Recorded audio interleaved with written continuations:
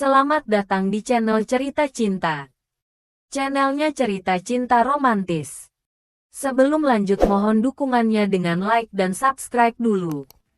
Ketika Cinta Bertaubat, bagian ke-10. Sudah 1 minggu semenjak Nina dinyatakan hamil oleh Dokter Amalia. Dia selalu mengurung diri di asrama. Sebenarnya dia sudah disuruh pulang oleh semua pengurus pesantren. Tapi Nina bersikeras untuk tetap tinggal. Ia juga memohon agar semua orang tidak memberitahukan hal ini pada ibunya. Nina takut jika sampai ibunya tahu, ia tidak akan dianggap anak lagi. Padahal, kehamilan bukanlah satu hal yang bisa ditutupi karena semakin hari akan semakin kentara. Tapi entah apa yang dipikirkan gadis itu, hingga ia bersikeras untuk tidak memberitahu ibunya. Hari-hari Nina selalu sendiri dan dikucilkan oleh temannya, termasuk Camilla. Teman yang selalu ada untuk Nina itu selalu menghindar jika Nina berniat mendekatinya. Hidup di tengah-tengah banyak orang, tapi Nina seperti hidup sendiri di gurun Sahara.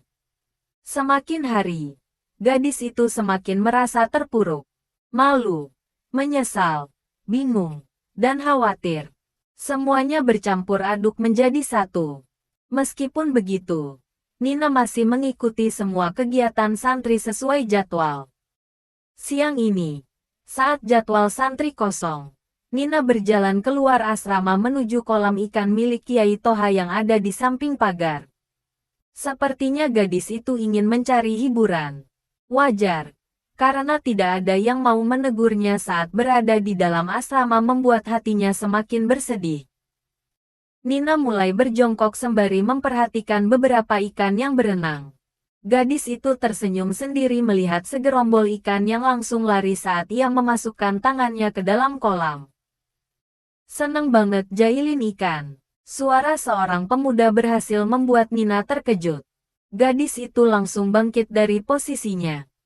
"Ustadz," Nina terkejut melihat sosok pemuda yang menegurnya. Gadis itu menundukkan pandangan. Dalam hatinya malu, karena pemuda yang berdiri di hadapannya saat ini pasti juga tahu tentang kehamilannya. Ya, pemuda itu adalah Zulfikar, anak sang kiai. "Kenapa?" tanya Zulfikar menelisik wajah gadis berkerudung itu. "Ah, tidak apa-apa, Ustadz. Saya pamit kembali ke asrama." Nina berbalik badan hendak melangkahkan kaki. Namun, perkataan Zulfikar mampu menghentikan langkahnya. Setiap manusia pasti pernah melakukan kesalahan. Nina menunduk dalam-dalam. "Tapi, dosa saya terlalu besar, Ustadz. Apakah Allah mau memaafkan saya?" Zulfikar semakin lekat menatap wajah gadis itu. Bukankah ampunan Allah sangat luas? Dengan catatan bersungguh-sungguh, dan tidak mengulanginya lagi. "Iya, Ustadz, saya pernah mendengar tentang itu. Tapi, semua ini memang konsekuensi yang harus saya terima karena dosa saya," balas Nina lagi. Gadis itu mengangkat wajahnya menghadap sang ustadz muda sembari tersenyum. "Terima kasih sudah mengatakan itu, Ustadz," ucapnya. "Doakan saya agar bisa bersungguh-sungguh dalam bertaubat, dan saya kuat untuk melewati semua ini." "Tentu, Uhti, insya Allah." Zulfikar mengangguk penuh keyakinan. Nina pun kembali melangkahkan kaki menuju asrama. Tidak ada yang berubah. Kepedihan Nina semakin berlanjut, hingga pada malam 27 Ramadan. Saat semua santri beribadah di musola dan sebagian lagi sibuk dengan kegiatan malam, sepertinya kegelisahan Nina semakin membuncah. Gadis itu meraih obat nyamuk cair yang ada di sudut asrama.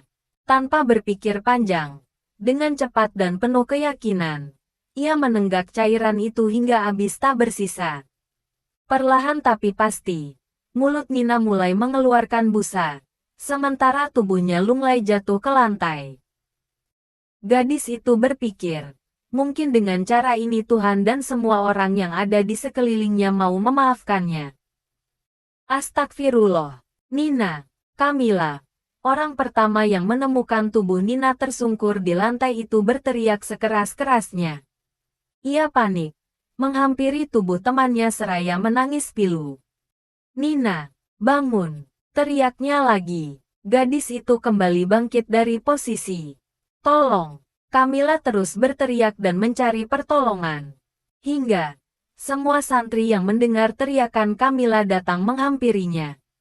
Tidak lama mobil ambulans pun datang setelah diberitahu oleh para santri yang mengetahui kondisi Nina. Dengan menggunakan mobil ambulans, Nina dilarikan ke rumah sakit terdekat. Apa? Anak saya keguguran, pekik Lydia, ibu dari gadis yang tengah terbaring lemah di atas ranjang pasien. Iya, Bu. Syukurlah pasien segera dibawa ke sini. Kalau tidak bisa membahayakan nyawanya juga. Jelas dokter rumah sakit yang menangani Nina. Astagfirullah. Sebenarnya apa yang sedang terjadi? Lydia sangat terkejut dan sedih. Bagaimana bisa putrinya yang hamil tidak memberitahunya? Dan saat ini ia malah mengambil tindakan nekat dengan rencana bunuh dirinya. Wanita itu menangis di samping tubuh putrinya yang masih tak sadarkan diri. Assalamualaikum. Bagaimana keadaan Nina, Bu? Tanya seorang pemuda yang baru saja datang menghampiri Lydia. Wanita itu menoleh ke arah pemuda berkopiah putih yang kini sudah berdiri di sampingnya. Maaf, kamu siapa? Bukannya menjawab, Lydia malah bertanya. Melihat wajah cemas dari sang pemuda membuat Lydia berpikir keras. Jangan-jangan putrinya berpacaran lagi di dalam pesantren.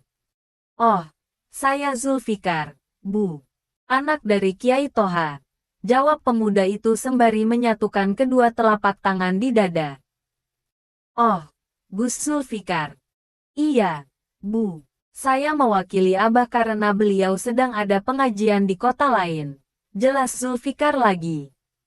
Seharusnya Nina diantar oleh Husna atau Anissa, sang ustazah muda yang bertanggung jawab atas setiap santri.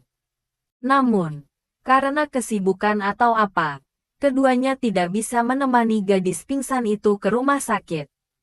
Setelah Zulfikar tahu tentang hal itu, dia berinisiatif sendiri untuk memastikan kondisi Nina sebagai perwakilan dari pengurus pesantren.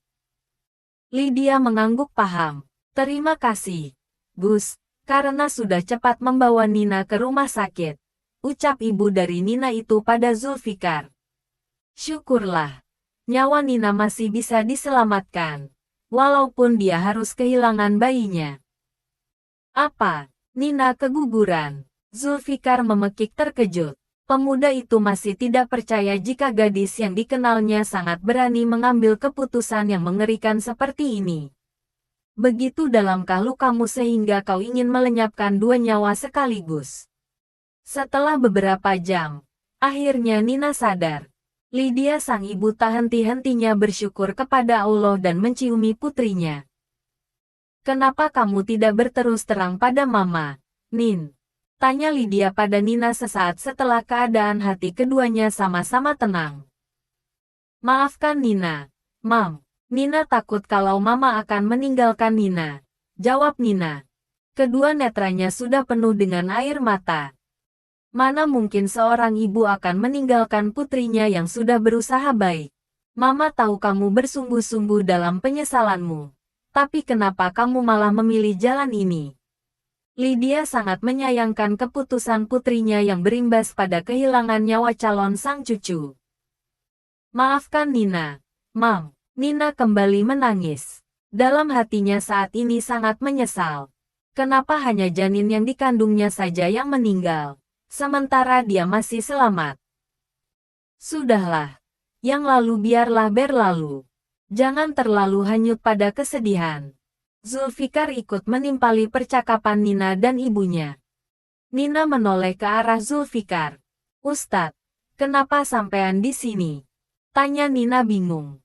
Oh, Gus Zulfikar datang karena diperintah Kiai Toha, Nin.